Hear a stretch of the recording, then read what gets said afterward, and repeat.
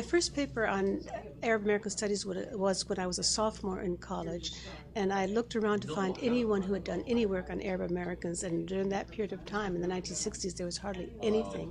And I stumbled onto the files of Alixa Naff. It so inspired me that someone had thought to put together materials and build an archive on Arab American Studies that it became clear to me that this was a field that needed to be developed, and there was already a leader who was developing that field, and that was Alixa Naff.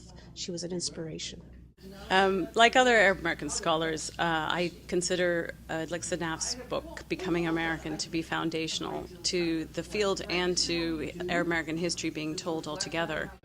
Well, Alixa's book, Becoming American, was one of the first books I read in Arab American Studies, and it really kind of, at a time when there was so little literature, it really helped drive my work.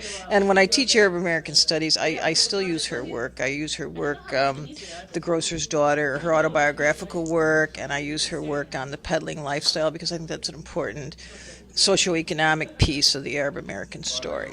I think I always appreciated two things particularly about her example and her methodology. The first one was her emphasis on becoming, the way in which individual lives are always evolving and the way in which communities are always evolving, never a fixed property, and I think for historians that's a precious lesson.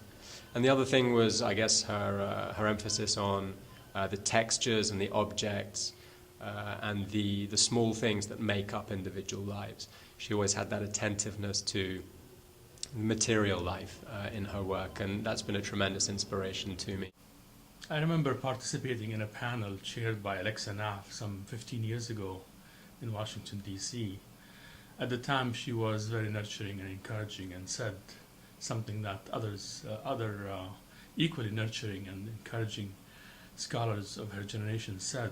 Hurry up, yalla, she said, clean up your work and make it part of the discourse. Advice I lived by ever since.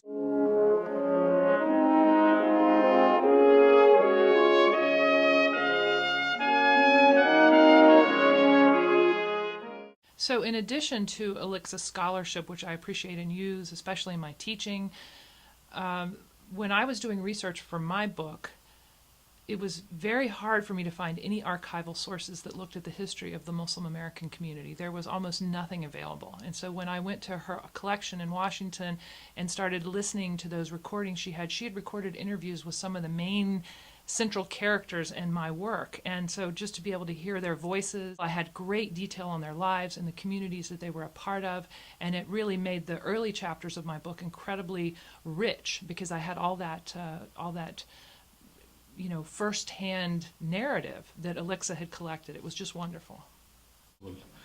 I spent 3 days at the Smithsonian recently, and what I found is probably a lifetime of scholarship waiting to happen, not the least of which is translations of critical material. So regardless of what the focus of her research has been, and she gave us a solid foundation on which to build in her books in an area that's neglected by many others.